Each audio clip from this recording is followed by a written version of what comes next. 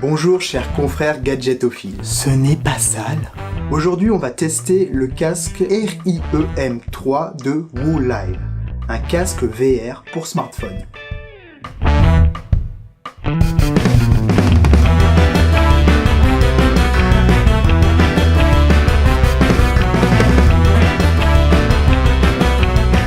Compatible avec la plupart des smartphones sur iOS et Android, il permet de profiter des applications qui scindent votre écran en deux et utilisent donc l'écran de votre smartphone, son gyroscope, son accéléromètre pour vous donner tout un tas d'expériences. Voir vos films en 3D, voir des films en 2D, mais avec une impression de profondeur qui vous donne une expérience cinéma. Profitez de vidéos en 360 degrés. Et bien sûr de profiter des jeux en réalité virtuelle, voire en réalité augmentée grâce à ce petit clapet sur la façade avant qui, lorsqu'il s'ouvre, laisse le champ libre à l'objectif de votre smartphone. Ce casque-là, un parmi la centaine de milliards de giliards d'autres dans cette gamme de prix, est donc constitué de deux lentilles ajustables. Du clapet qui permet d'y glisser son smartphone et de le maintenir à l'aide de ventouses et de mousse, et d'un bouton poussoir qui permet d'appuyer sur l'écran. Par contre, ce bouton poussoir appuie pile sur l'icône des paramètres des applications Google Cardboard, qui est un peu chiant. On est donc obligé de décaler le téléphone vers le haut ou vers le bas pour pouvoir en profiter dans les applications qui demandent qu'on appuie sur l'écran. Ce modèle-là est confortable, mais je me doute que si vous regardez cette vidéo, ce n'est pas pour lui en particulier, mais pour savoir ce que valent les casques VR pour smartphone. Je ne suis pas dupe. Je vais donc m'attarder sur cette question dans sa globalité. Avant d'acheter un casque VR pour smartphone, il y a effectivement plusieurs paramètres à prendre en compte. Oui, au début, ça va vous faire lâcher un « Waouh !» en plus de vous donner l'air débile. Mais même un bon smartphone à 1 millier d'euros ne rivalisera pas en termes d'hardware avec un PC VR Ready de cette gamme de prix, ou avec des consoles hardware et software qui ont été optimisées exprès pour ça. Au bout de quelques minutes, le processeur de votre téléphone va chauffer, ce qui va entraîner un ralentissement dans la fréquence des images. Cela va vous provoquer du motion sickness. C'est une nausée qui est due au fait que l'animation est saccadée et que la synchronisation entre ce que vous voyez dans l'écran et vos vrais mouvements de tête n'est pas parfaite. Et ce n'est pas uniquement le cas pour les portables bas de gamme, j'ai pu le constater pour un Samsung Galaxy S7. Alors certes, par rapport aux casques PC et console, vous n'avez pas le problème du câble qui traîne partout et vous restreint dans vos mouvements. Mais ces applications sont gourmandes, très gourmandes, et votre batterie sera pompée plus vite qu'une bouteille de cidre à une fête bretonne. Ouais.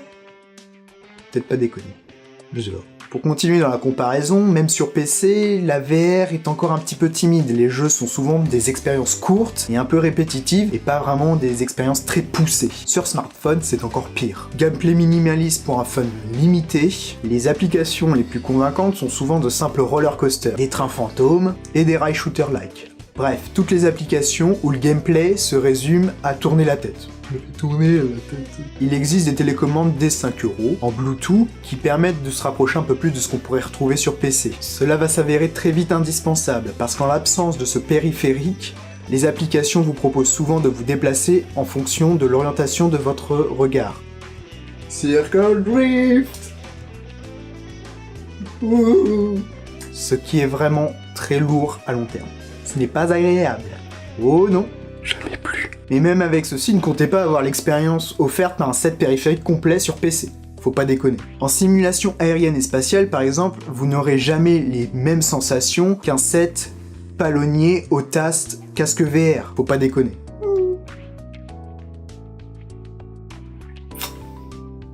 Est-ce que ce frottement passionné avec un objet phallique ne serait pas un peu ambigu ?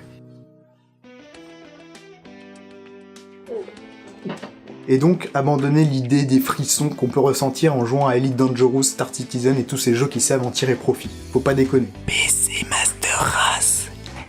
Mais bon, comparons ce qui est comparable, on parle d'accessoires pour téléphone qui valent entre 5 € pour les Google Cardboard à 90 € pour le Samsung Gear VR. Et hormis ce dernier, aucun de ces casques ne comporte de composants électroniques. Il est donc difficile de leur reprocher sans être de mauvaise foi de ne pas rivaliser avec des casques qui déjà demandent des grosses machines de guerre PC ou console derrière et qui en plus valent entre 900 € pour le HTC Vive plus ses manettes, 600 € pour l'Oculus Rift sans ses manettes et 400 € pour le PlayStation VR sur console PS4.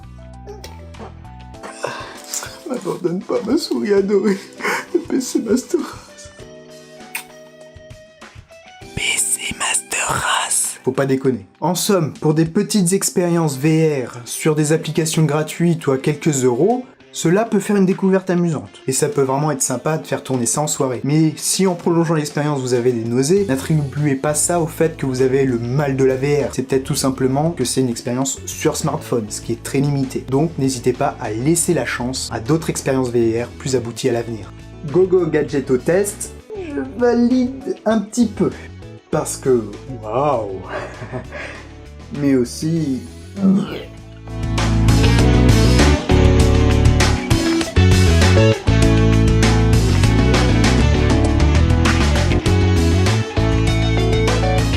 Faut pas déconner.